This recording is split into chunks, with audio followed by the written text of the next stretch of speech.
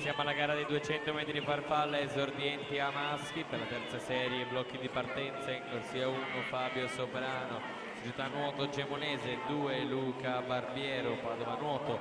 In corsia 3 Mirko Spinozzi, Delfinia Team Piceno. Corsia 4 Pietro Lessio, centro nuoto Rosà. Alla 5 Alex Gazzola, centro nuoto Rosà. Corsia 6 Costantina Agostino Midori, Delfinia Team Piceno. Corsia 7 Matteo Badaladin, Piave Nuoto.